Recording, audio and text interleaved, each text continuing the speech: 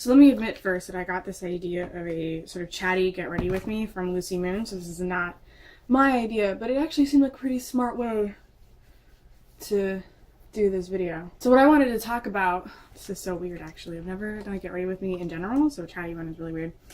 What I wanted to talk about was self-loathing and the idea of being enough. So I don't know how well you guys know this, but I've had a lot of self-loathing for years. Like, that is just a fact of my life. And it's gotten worse over the past couple of years. Starting in, like, I don't know, November 2014, and it hasn't been consistent. It's been sort of up and down, but it's definitely gotten a lot worse. And I don't know, where this comes from. Everybody tries to figure out, like, where all their issues come from. It could come from the fact that when I was in elementary, I was labeled a gifted child, and since then, now if I don't do everything perfectly, then I am failing. That might be it. Could be any other number of things. But it definitely reared its ugly head in this past month toward the end of the semester. And definitely like this past week, I had to confront that in a lot of ways. So this past week I got 2 different grades back, one on a test and one on a short essay. And both of them were A's. Both of them were also 91 out of 100, which is a low A, and felt like I might as well have just failed. That is how I felt about those grades. I didn't feel like they were good grades at all. And I still don't feel like they're good grades. I want to be like, but they're fine. They're 91 out of 100. That's good. It's an A. It's good. But it's not, as far as I'm concerned. Logically, I say that's a good, decent grade. But I feel horrible about it. So that is something that I just always, have to deal with, whatever.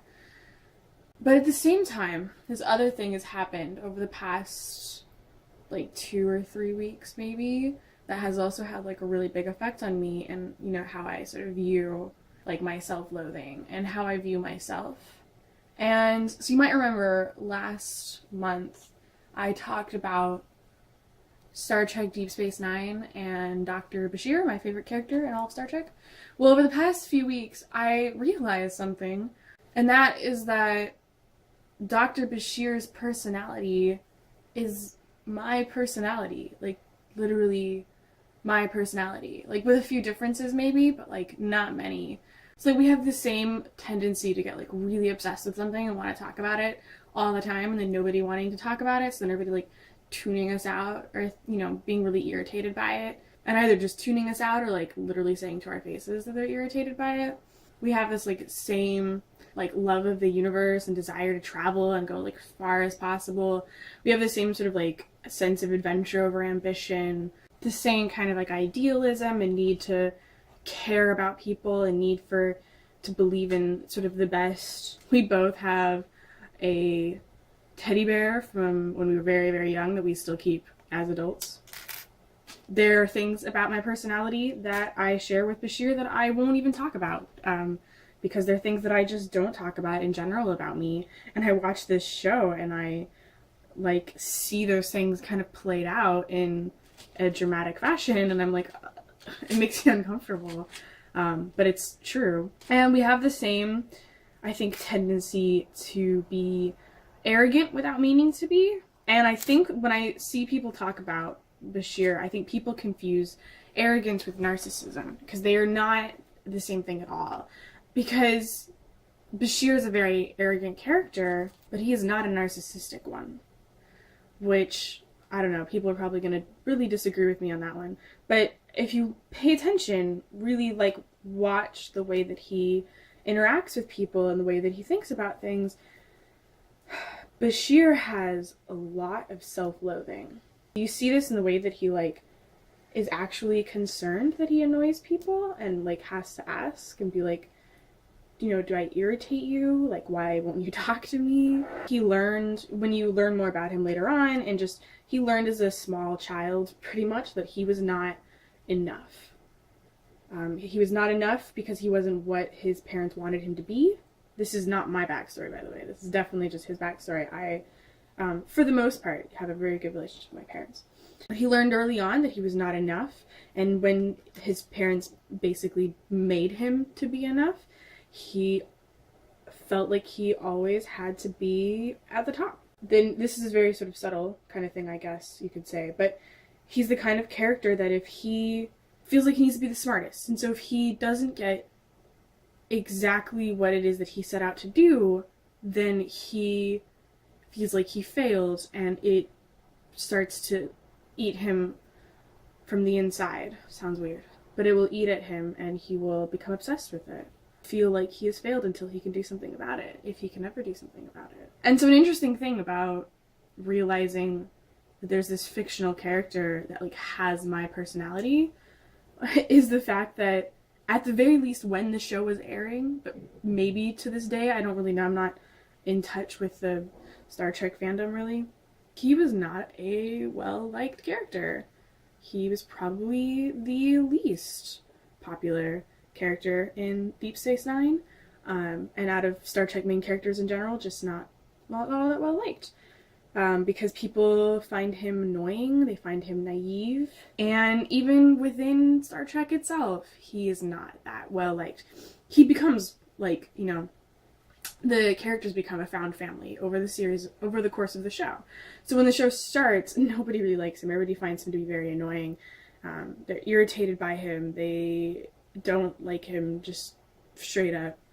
And even when they do like him because of, you know, character development, relationship development, later in the series you still get these comments from other characters about how irritating they find Bashir to be. And these are his friends.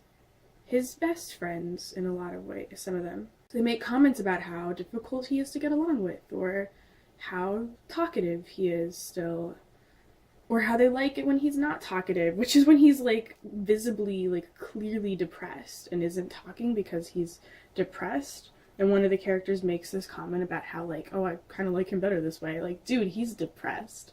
So there's this interesting thing about seeing your personality played out and seeing people not like it. But on top of that has been this very strange experience that goes with that, which is the fact that I already liked this character before I realized our similarities. So I see people say mean things about this character and I get really defensive. And I think, hey, that's just his personality. You guys are supposed to be his friends.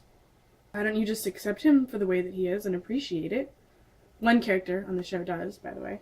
And when I realized that, like, we have the same personality, this is my personality being played out and dislike that I think people should be okay with, I started to realize, like, if I can love this character, do I have a right to hate myself? When I say that Bashir should be accepted by the people that he cares so much about, should I expect that of myself? Which you can imagine has been kind of a profound outcome of watching Star Trek.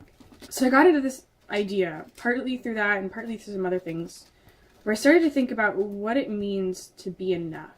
And I don't think it means being perfect. And I think that maybe that seems really obvious, but let me explain it a bit more in a way that could show how this is not obvious, is that I think that you can be somebody who needs to a lot of work. They need to work on who they are as a person and continue growing and learning things and working at getting better at things, but still be enough for where they are now. Which I do not feel like I am enough for where I am now. I never feel that way. I started to wonder, what if I am enough for where I am now?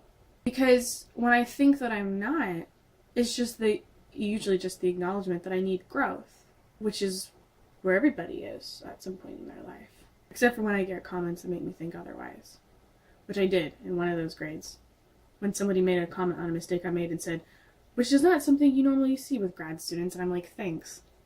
Like, I wish that I had a solution, I guess, to all of these things that I'm talking about here. Instead of just like a lot of words, which is all I keep offering right now, is just words. So maybe this got a little bit too intense for a just before Christmas video, and for that I am sorry. And it's something that's been on my mind lately. I've never come across a character that I've related to such an extent, and in such a profound kind of way.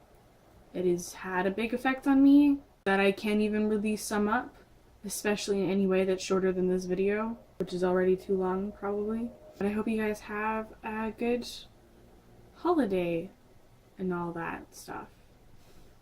Bye. Oh, And on a side note, because I didn't mention it earlier, because I just talked about a character from the 90s that most people don't know or remember, probably, most likely.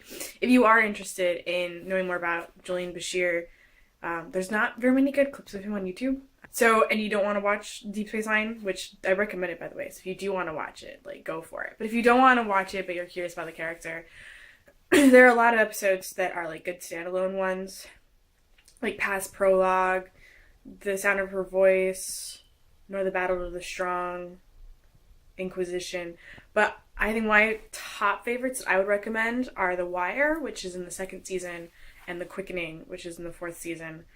They both kind of mirror each other as episodes, even though they have pretty much nothing to do with each other, and are really good for seeing that character for like who he is. So I totally recommend that. Bye.